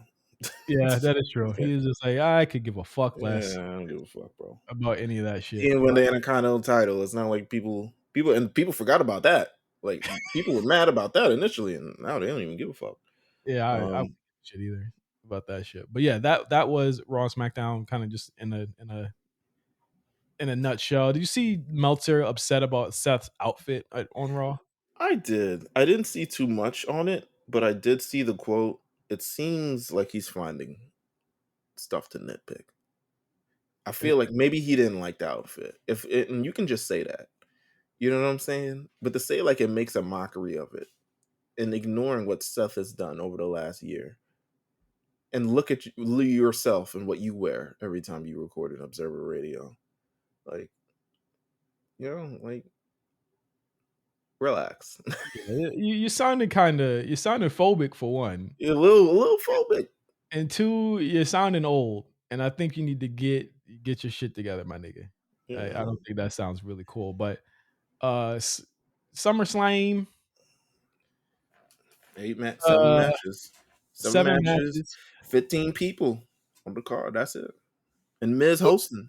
no black people. No black people though. It's kind of listen. I'm not gonna hold you. I would. I feel like so. My thing is also like how in reality TV shows you gotta cast black people, Like, 1. at least one. We need that for the card too. Like at least one. You know what I'm saying? I'm not gonna say it's like me. The card is good. I feel like you gotta at least have one black person on the card. I'm just gonna keep it there. Uh, uh Braun doesn't count. There You are know? other niggas on the show. There are even niggas that probably think they niggas on the show. Imma just be real. I'm throwing my hands up. Throwing my hands up. There's probably niggas on this show that think they niggas. Hey man, all I got is Damian Priest right now. New York. New York is in the building. Hands up, hands up. Let's start off with Logan Paul versus LA Knight, United States Championship. It's been a long time coming, boy. We've been calling this since we have been calling this since WrestleMania time that Yeah. LA and Logan should have been the match. And obviously that ended up not happening. But I think that it's high time. We're a year since like that big LA night, coming out. Like Hmm. that whole big moment. We're a It year was since it was it. at SummerSlam. I watched the Battle Royal from last year. He was the most over person in that Battle Royal, Yeah. And and he again, won it. So when you look at it from that perspective and you think about it from that perspective, it is I think it's high time for him to be crowned and coronated. I think that there's no one that has been getting the same reactions that he's been getting consistently for a whole year. And I think he's held down the upper mid card for a whole year and been a very large staple in it. I think he's been doing some of the best work he's done since turning and kind of becoming the LA Knight character right. in this storyline. I think he's been doing his best work, and I think he should be rewarded for it. I think so. I think this is pretty much. I even look at the stuff he did in NXT, right? And even NXT felt like a small room for the character that he was. Um, it seems like he's perfectly like firing on all levels, like impromptu wise in the promos, in the ring, kind of like just the trajectory of it. It feels like it's LA Knight's moment, and I feel like this should be LA Knight's moment. So I'm gonna choose him. I think he's going to win the United States Championship this weekend. I think Logan needs to fuck off until after November. I agree. Yeah, I think he should leave for a while. I don't. I'm sorry. I've lost all like want to see him anymore. Yeah, I feel you. I Like, feel you. I'm not feeling it at all. But yeah, that's the match. I'm also going to go with LA Knight there. Just if not just for sensical reasons, just my reasons. Um, we also have Sami Zayn versus Braun Breaker for the Intercontinental Championship, and I might be controversial, man. I might really be controversial. I Mm. think I got to be. I feel as though I feel as though he should lose. I think Braun Breaker should lose again. You think Braun Breaker? You know what? I'm not totally against that because I feel like Braun Breaker can't necessarily anchor the division. If there's one thing I know about Triple H and his decisions about who he wants to be champion, it's less about like flash of the moment and like can't or and more like can you anchor this division? Can you have these matches with people from week to week? Can you make them look good? Can you put them in a position similar to what Gunther did? While Gunther dominated, he made people look good. He made amazing people. The Miz, um, Sami Zayn. Uh, uh, who else did he face? Why am I only remembering Miz? Gable. Um, Chad Gable. All these other people, can you anchor the division and make people look good? I think Braun Breaker has that quality. He's shown it to us in the NXT with his NXT championship run. But I also feel like he needs better opponents in that respect as well to be able to really, really make him look good. Um, I don't think there's a if Braun Breaker wins, I don't see the challengers on the horizon, to be honest with you. Well, Ilya seems to be a ready-made Well, feud for him. Ilya Uh, gonna lose though. exactly. A lot of people are going to lose, and I think that what you would need right now is for Braun to. I honestly feel like this. Like I think that he's probably better served as a tweener or a babyface right now than what he's doing. Yeah, And I think that the reactions have proven this. I think Sammy, so there's still some juice to the squeeze, in my opinion, in terms of where he goes. And, there's a lot that's left that you can do with a Sami Zayn being on top of the division right now. And I'm not really a fan of having him lose it. I know he's had the championship for a while. I know a lot of people want Braun to win, people but say it is boring. He's boring as a champion. don't you want but that's my thing. Like, don't you kind of like want like a like didn't everybody want Sammy to be like a strong champ? I'm a fan of Sammy being a strong champion. Like I'm actually in favor of that. Like I like that a lot. Like if Cody can be a strong babyface champion, so can he. I agree. I think Sami Zayn. I think people don't realize how much value Sami Zayn still has in this company. Um, with the contract that he signed, with the WrestleMania main events that he's had, with the great matches that he had. I think he has a major value in this company, especially on Monday Night Raw. He'll still main event Monday Night Raw every time and again. Like, he's beloved. He's worked to this point. It's been 10 years since he pretty much like really had his NXT run leading towards this. Um, I say give him the run. I'm gonna go with you. I'm gonna say Sami Zayn should probably win this as well. I again, like I know people are gonna be upset. I don't really care about people on the internet being upset, but it's like it's Triple H loves subverting expectations, and I think it is a little bit too easy for He's it. also a very drawn out motherfucker too. Triple H Yes. will drag a thing But out. also there was a lot of times that we thought there was a lot of times that we thought that Gunther was gonna lose that title to Chad Gable, and it didn't happen. You Yeah, know what I'm well, saying? I don't know. I don't know if I believed it, but yeah, There was a lot of times where we things happened that we thought were gonna happen, and it didn't in this regime. right. And I that this is like another example of that, the type of thing happening. And um I'm just a fan. I'm a fan of Sami Zayn. I'm a fan of him getting a run. Like I'm never gonna be not in favor of Sami Zayn getting a I don't. prolonged I don't know run. what you do with Sammy if he lost it. I He'd mean, have what to go you for do? a title. He'd have to go for a title. Like world championship Mhm. or He'd have to. rematch. I think Bad Blood's in Atlanta. I think there's something brewing towards that. Braun is from Atlanta. Um, so maybe something will happen there, but I don't think it will happen at SummerSlam. I don't know. After this, we get into like the nitty gritty match. Let's get these like ones out the way that are just kind of like singular, and like I don't think they will shake up the shows that often or that Sure. much. So the next one will probably be Bailey versus Nia Jax. This is a match that we've known about for what, going on 3 months now, and The I, build I'm has not been build is a 1 out of 10 to me. 100%. I'm not a huge fan of the build. I'm gonna be on record as saying I was not a fan of this match happening, and just period. Like I I think wasn't a fan. I think the match can be good. I just feel like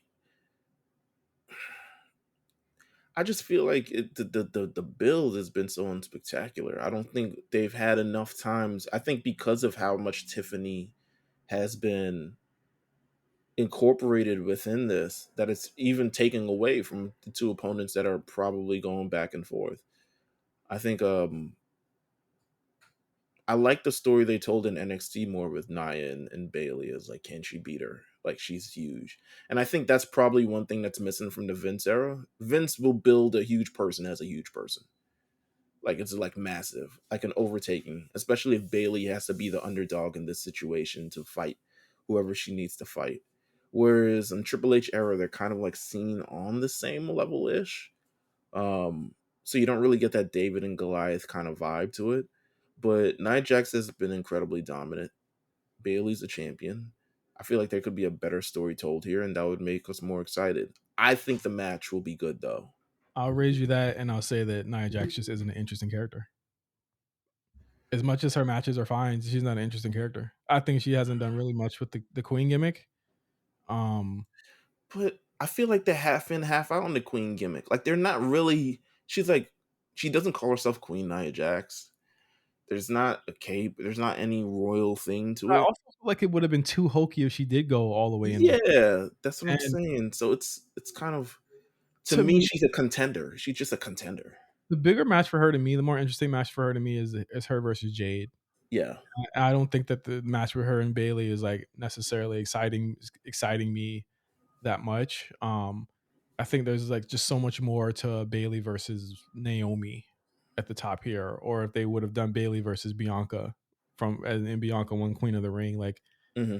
me, that's more interesting. I think a lot of it just comes down to that. It's nothing has nothing to do with Bailey. She's doing her best out there. Right. She's had the title for a while. Obviously, I think she's gonna win this. I'd be really shocked if she lost this match. I think that Nia. Really? I I, think I, Nia's winning. that would be oh to set up like the cash in teases and stuff like that. You think? Yeah, I think you have that story that play into it. Also, I think there's a lady who's doing wind sprints as we speak right now, who's I don't even know what just that is. Charlotte. Oh yeah, The yeah. queen versus the queen. Come on now, can't miss out on that. You think she shows up? I think Charlotte shows up. Okay. I think Bailey's gonna get thing down, um, and Charlotte shows up and does Charlotte things. We just get a title match. So I do think Nia Jax. I feel like also I feel like if we praise in Nia Jax kind of deserves it. At least get another one. You know, I got Bailey. I think I'm if gonna Bailey's gonna lose, she gonna lose to Charlotte. I'm gonna go Nia. I Okay. think yeah, and set that up. Let's go to Liv Morgan versus Rhea Ripley for the women's world championship. Mm, This has been of all I would even say outdone Cody and whatever's going on with the bloodline in terms of just time on shows week to week. This has been a 3-month feud, shit longer than a 3-month feud. I And didn't was like what the fuck they did on Monday, by the way. you didn't like what they did? Nah, I just felt like, to me it would have been more cerebral if it wasn't about Dom. It seems like they're pivoting to make it a little bit more about Dom. Am I reading this wrong? No, because they're still talking about the I feel as though Like she's the trying to destroy Judgment Day now. It's like that wasn't part of the plan. but you got to remember. I also think this is a ploy. You got to remember this is just one big ploy Mm, for Liv at this point. This is a ploy for her to essentially tear them apart. I don't think that what happened last week with what he said was completely true, and I think that I mean Finn says it on the show. He said let's deal with this issue that we have next week on Raw. okay. He explicitly says this in their segment. Let's deal with this issue on Raw next week. It was a quick moment, but I think Finn's in on it. I think that ultimately you have an issue here where they're still throwing the wool over Rhea and Damian's eyes. Um, I don't think it's so much about Dom as it's like because I mean Rhea still mentions the revenge tour, and I think Liv is more so worried about that. I th- I didn't see it that way though. I didn't see it that way. I think it's still very much about these two because they brought up the injuries that they gave to each other in Rhea's promo. Right. Um, this match has the connection to the Damian Priest and Gunther match in that the Judgment Day is I mean it has to do with their show. These are the top two baby faces on the show now, and they're all in the Judgment Day. With this match, I think the question here is Meelz, if you're not gonna pull the trigger on Rhea now, when and does it make sense for Liv to win right now to prolong that? to what I think would be a really great match to have in Atlanta in October. I think we're gonna get Hell in a Cell for this one. Mhm. I don't think Rhea Ripley will win. I don't even know. So my thing is also like the health of Rhea Ripley. Like, is she fully cleared? Is she fully ready to go? Could this thing end up being like one that's like in a couple seconds? Um, there have been speculation of another person getting involved in this. I don't Ooh. think it'll happen. There's been speculation of Raquel Gonzalez, Okay.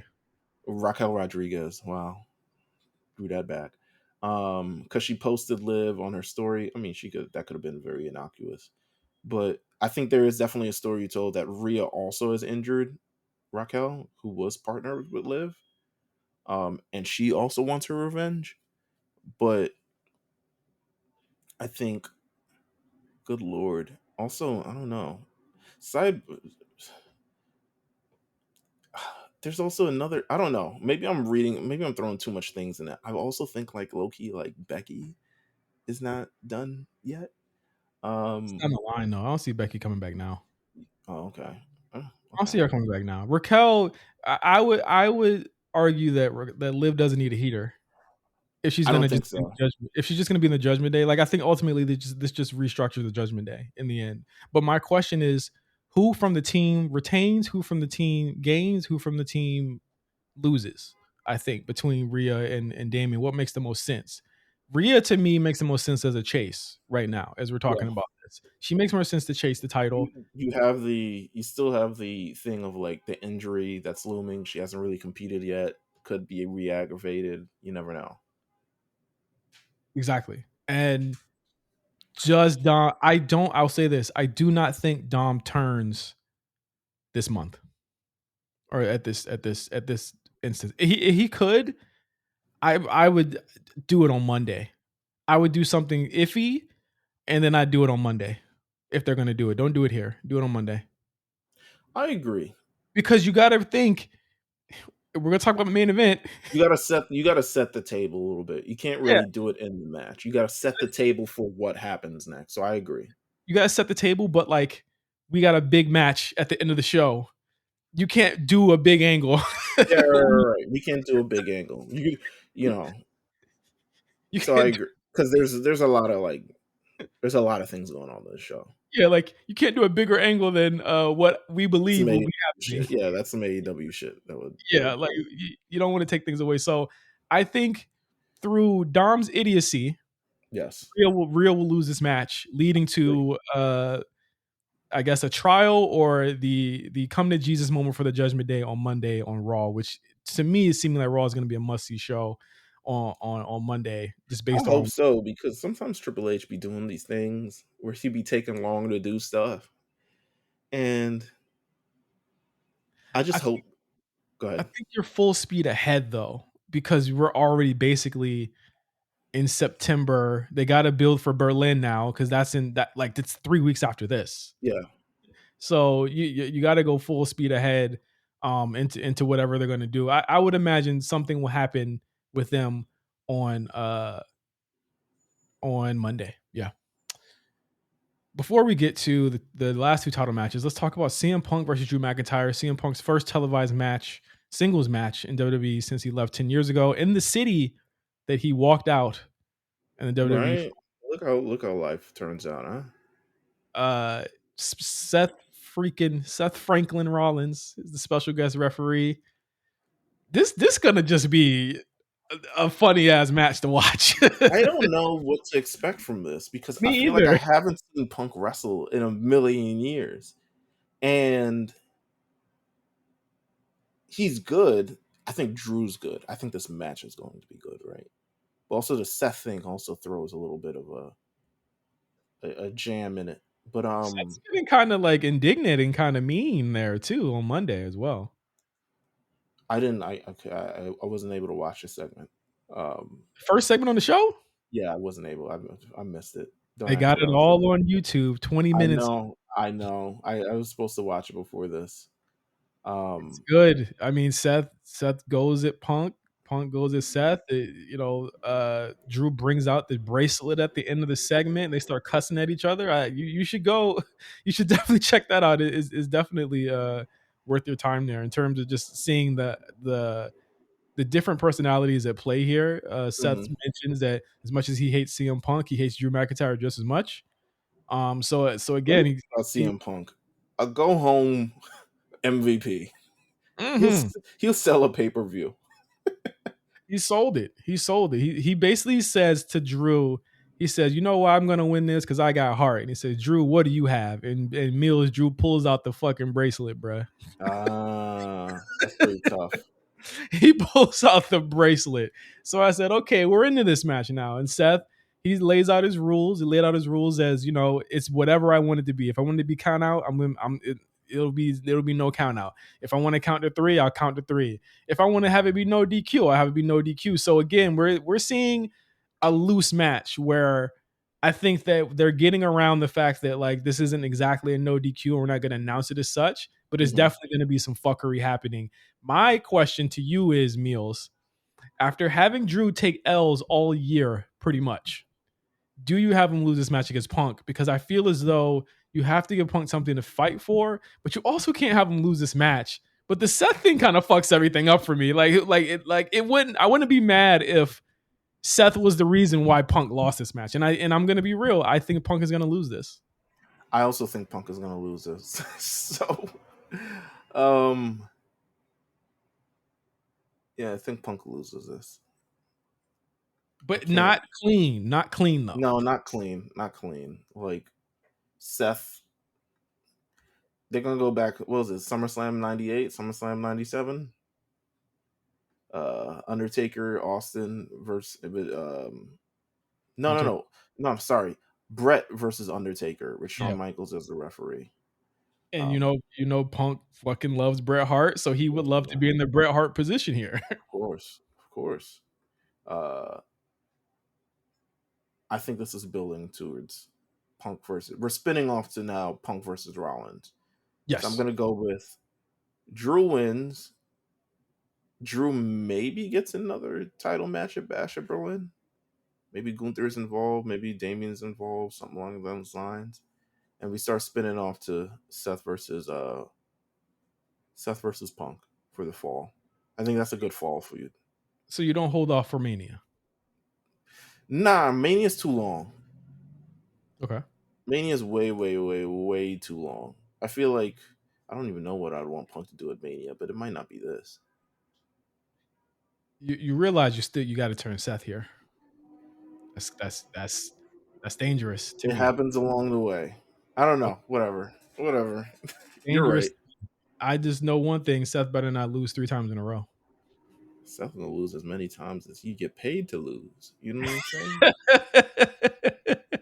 That's a, that's a, that's where it begins and where it ends. His money, the bank account still looks good whether he wins or lose. So you got Drew winning.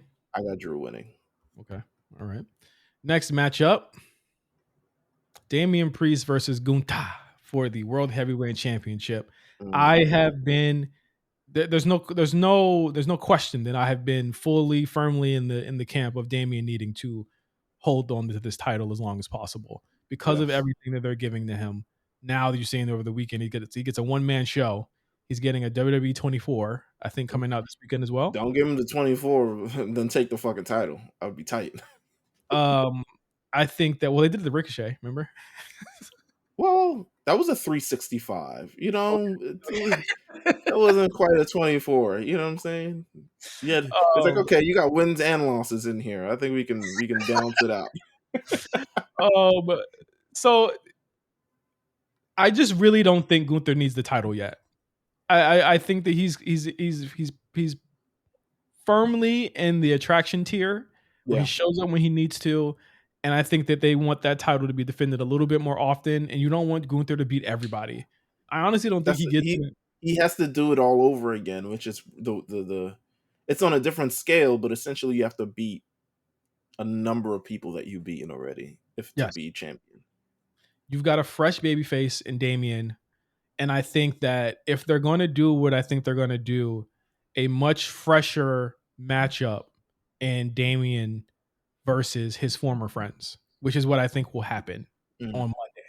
I think that I think that I honestly feel like if I'm them, I don't know what Finn or JD or Dom's reasonings will be. mm-hmm.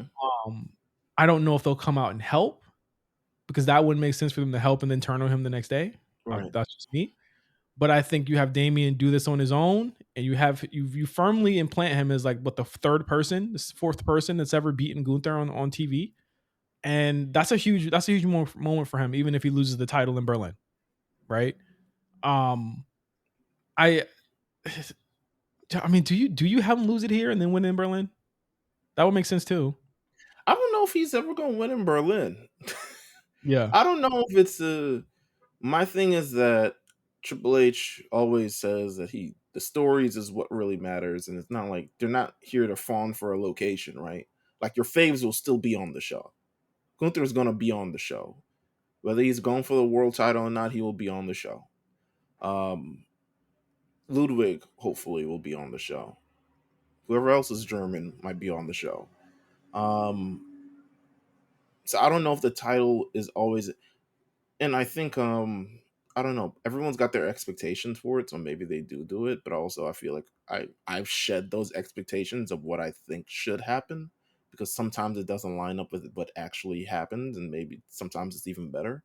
right. Um, I think Damian Priest is on a great run. I looked at so I was watching their stream, uh, SummerSlam matches 2013 through 2021, 2023. Um, Damian Priest has had like he's also one who has been very very protected over the last number of years. Yeah, He one time been on the U.S. title. He one time just never lost matches. The way he beats Sheamus at SummerSlam for the U.S. title, that was a and great match. went on an incredible run. And then I even think as part of Judgment Day, I think he was always meant to be the one who was going to usurp Edge anyway, um, and Ended keep up being that in. Finn. Ended up being Yeah, Finn. Yeah, end up being Finn, but then Damien becomes the leader. You know what I'm saying? And he still barely loses matches. He's kind of like the final boss of the Judgment Day. yeah. So I think there's a level. I think for people who are assuming that Gunther is like this is just because of over the last year, kind of how protected he's been. Also note that Damian Priest has been pretty protected over the like last 3 years. Hey, somebody lost at WrestleMania, and it wasn't Damian Priest. I'm just saying. I mean, Damian Priest lost technically tag titles, but he wasn't pinned. You know what I'm saying? Yeah, Um, listen, Damian Priest, they got plans for Damian. He just resigned, did a lot of different things. it's not time. I just think the same with Sammy and Braun. I don't think it's time, No, and I think you I think you have a better story coming out of it if he does not lose this to Gunther, because Gunther is to me just a challenger for him and a hurdle for him to get over in order to make him a bigger babyface. Like, you're looking at how they would probably have built Undertaker if he was around today. yeah, You know what I'm saying? Like, just in a different way. Um, and I just like Damien as a wrestler. He's a great wrestler, and he's coming into his own as a great character. Like, these promos that he's done leading up to this match have been fantastic. I Um, agree. and he just has the look, man. He's just him, and I know he's gonna lose it soon. He's definitely gonna lose it soon, but I don't think he's gonna lose it here. To me, you have him win it here, and then you have him and Finn go against each other, and I think you have the big match against him and Finn at like Atlanta. Atlanta seems to be like a huge moment for them. It's sold out. It's practically sold out. Yeah, it's seeming to me like that's going to be a huge show for them, and they're going to Yeah, be doing a lot of stuff there. So I would I'm expecting a Hell in a Cell at this for sure. Yes. Yeah, for sure, for sure. Him and maybe Finn would make a lot of sense. And then finally, wait, have we missed anything? Okay, we haven't. No, Finally, Cody Rhodes versus Solo Sikoa for the undisputed WWE Championship. This has taken up all of the airtime on SmackDown for the past month, so to speak. Cody has no allies, no friends. It's him versus the Bloodline Dolo. Or What is it? what do we Or think? is it? Or is it? What are we thinking here? What are we thinking? Like this is pure. This is high drama going on in the main event of SummerSlam. There is no doubt in my mind that Cody is coming out the champion in this. Not a Yes. single doubt. Yeah. So let's Yeah. just. I feel like we're predicting what's actually just going to happen. And what the show is going to be like after this happens, because September 13th they are going to be on USA, and they are going to be doing some things on that day And or you on can that tell night. USA was like, you better have Roman. I know that, right? Exactly. And I think that, okay, so let's just get it out the way. You want to be back on Sci-Fi? You better have Ro- Roman. Roman is coming back. Okay. Roman is coming back for sure. My question to everyone: They booking his travel right now. how do they have Cody as the 1A and Roman as the 1A? I won't call him B yet. Mm. How are they going to have these two coexist on this show? I You feel can't bad have for two A's. I feel bad for the men on this show. Okay. Bobby You cannot have two A's. I'm just letting you Yeah, I know know this. you can't, and I think that it's pretty much known and accepted. Well, you can have your Cena A and your in some. Cena gonna be on there too. Yeah, Cena's also gonna Yeah, be. Cena's going to be there too soon after next year. Yeah. I think the thing is, if you unless you're I'm sorry if you're tired of it, Cody and Roman will be in the same orbit for the next 2.5 months. Okay, it's just what's going to happen. I do think they're going to break apart around Survivor Series ish time. That's my prediction. I feel like Cody will go towards Orton soon, not Yes. now. Yes. But I feel like for now, you can't have Cody and Roman around each other unless you guys are going to do the match again. And if he's going to come back, I wonder if they do the match. That's my word. That's not my worry. That's my wonder is if they do the match again 3 times, the third match. If I'm the Saudi prince, Mm, I'm saying give me the match. right. Okay. Give me the match. We're in the same wavelength here. Yeah. I think Roman comes back. Good lord. So happy he's coming back. Where does the new bloodline fit in this though? Well, obviously Roman's going to spin off into them, but I could see a world Oh, where he's gonna be part of them. no, he's going to spin off against them. Oh, yeah. Okay. Jimmy's said to be back too. I could see that happening. I'm gonna be real. Jay maybe does not have a long on Raw. Nah. Or they make it work somehow. Maybe he gets a hall pass from We're gonna do all these Simones out of that. Well, after all this shit is over. Like Rick Ross said, I can't hold back these Samoa niggas. I don't know what we're gonna do with all these Samoan niggas. But you got No. to get the Rock in there in some way, Yeah. shape, or form. He just wrapped his movie, but he does have press for another movie in November. So I'd imagine by the Royal Rumble runway, he'll probably be back by then. It's gonna be interesting. There's a lot of juggling. I don't know as a male talent on SmackDown what you're gonna do if you're naming if you're naming Cody, KO, or Randy right now. And I think that's why they need LA as the mid card guy right now. Mello, I'm praying for you, brother, because it's about to be the bloodline show with Cody for a while. Hit up Speed, bro. You know. Get out of here. You see how they protected both of them on Speed? What the fuck was that about? Why would you have Ilya versus Carmelo on Speed if you didn't want neither of them to lose? No, but it's definitely about to be a Bloodline show. But the thing is also, Bloodline show means everybody getting paid. Yeah. So you can't really like complain. You can complain, but you can't really complain. You might have to just thug it out through next year WrestleMania and just hope that the checks are just checking. You know what I'm saying? Again, my question is how do you realistically have all of these guys working together? Where does this lead? And what is the vibe? Does he come out at the end and then stare down? Because my like, how do you set this up? And I think like you have Cody win and then get beat down. Um, Because I think my Cody. Go ahead. my my prediction here is Randy and KO come back during the match Yes. and isolate and neutralize those threats, Right. and then uh Who stops the crazy guy though?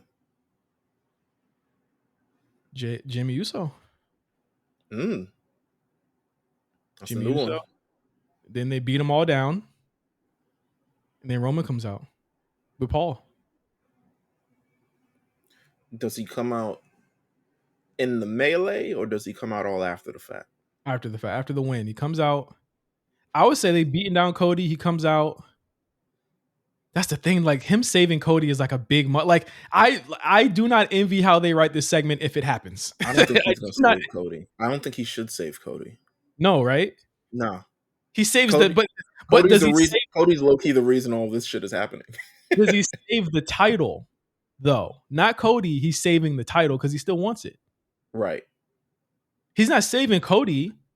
But he's not I don't think he would I don't think he should immediately like demolish the bloodline off rip and where he come in. I think there should be some sort of you build the tension between Solo and Roman on the same shows. Like Solo could be like this nigga Roman coming back. Like, then he starts like how he feels threatened in his tribal chief position. And we start telling that kind of story as well. But I do think Roman comes back after Cody wins, and yeah, he stares down Cody. We start heading towards that match. You probably announced the match literally after SummerSlam. Yeah. Bad blood. Bad blood Cody Roman. Yeah, maybe or Saudi shit. It makes sense. It makes sense to do Cody and Roman in Cody's hometown. Oh, this is true. Didn't think of that. His hometown. It makes sense to do the third match there or in Saudi. He's not going to Berlin. That nigga's not going to Berlin. Let me just That might need the cage. Shit. that like Berlin. Roman ain't gonna be there because he'll never show. No, Roman's like Berlin. I would imagine that's where you get your Damian Gunther Priest shit. Yeah, that's a Gunther show, and I think Cody might maybe do a tag match or some shit there. I don't know. I am for a reset of all of this. You're resetting SmackDown again, essentially. This is your post SummerSlam reset. Roman will be back. Cody will be still on top. I'm keeping it above. People haven't really been feeling SmackDown as much as they did when Roman was there. People have been saying SmackDown a little boring. I think that got a lot to do with things that are outside the bloodline because I don't think the bloodline's been boring. I think that SmackDown needs to get their tag division and their mid card in order. Yeah, they need to figure that shit out. I don't think the Cody parts are. I mean, Cody AJ was extremely entertaining, so I think people are like living in the moment right now of like the Cody AJ stuff was great. Does he come back? Where is he when he comes back? Where is AJ gonna fit? Like that's a huge name that's not on the show too. Yeah, like he should be back soon. I mean, AJ Mello makes a lot of sense to me. A lot of things could happen when that happens, but I got Cody winning. And something that's the big angle for me, and I think that the Judgment Day's angles happen afterwards. But it's gonna be. I mean, what do you feel about Roman coming back? You feel good about it? Is it? I mean, it feels nice. Do I feel good? Do I feel good about it? Hell yeah! It's been a while. It's been a couple months. We haven't seen him. No. I almost feel as though Meelz that we technically hadn't seen him since The Rock showed up. You know what I'm saying? Like I feel like we didn't really see Roman for real no more. I see what you're saying. You know, he felt like fourth, fifth wheel. Yeah, at times during that. Like the only time he felt like a real factor was actually in the main event on Sunday at Mania. Right. It would be cool to see him unburdened from Dwayne Johnson for once. And you know, it's going to be cool to see him and Cody interact. I think those two have great chemistry. So I'm not even not even going to lie when I say I'm interested in seeing how they reverse that chemistry and have them actually be both baby faces. I'm looking forward to it. I'm a fan of Roman. I think he's someone who's incredibly important for the show. I think just in general. But the story to me that's gonna be the most attractive is how do you turn the tribal chief into the tribal hero? Like, how does he get that back again? How does he really become a babyface again? Because I mean, he was a heel for almost 5 years. That's a long time to be a heel. How do you return that? You know what I'm saying? How do you return to where he was before he turned heel? I think it'll be an interesting story to tell. I And I think think the people will crown him, and then the bloodline will make sure that it happens. yeah, it's gonna be great. It's gonna be cool. I think it's gonna be a great show. It's gonna be a long show, so strap in because you got 7 matches. And knowing Triple H, they're all gonna get time. So I Then can't wait there's to a talk. post show. If you're really mad about the pre-show, there's a post show to SummerSlam too. Yeah, we already know what's gonna happen there. Uh, Triple H avoids Vince McMahon question. Yeah. Here you go. I'm just gonna spoil it for y'all right there. He's gonna avoid the question. Hey So man, I heard someone we know might be on the post show. I don't know if who you know. Oh, who he hasn't told you? nah. Oh, then we'll find out next week. Oh wow. Okay. You should we'll find out next week. All right. Okay. Was it A+? It might be A+. Wow. Oh man. That's gonna be comedy. We gotta have him on the show next week. Yeah, We're no, for sure. we're gonna get A+ on the show next week to talk about his experience at Press Row at SummerSlam. Plus plus. Plus Press Plus. We're gonna get him on the show to talk about that. So thank you guys for listening to the A Show this week. I hope you enjoyed this SummerSlam spectacular that we put on. We talked about a little bit of everything this week. So for Meelz, I am Justin. Make sure you check out the War Report this week. Where Cyrus, I think Kwan comes back this week. Don't quote me on that, but they'll be talking about Great American Bash Week 1. That should be very exciting, and the fallout from Blood and Guts, if there even is a fallout from something like that on AEW. So for Meelz, I am Justin. Thank you guys for listening to the A Show. We'll see you guys next week with the post SummerSlam episode. Peace.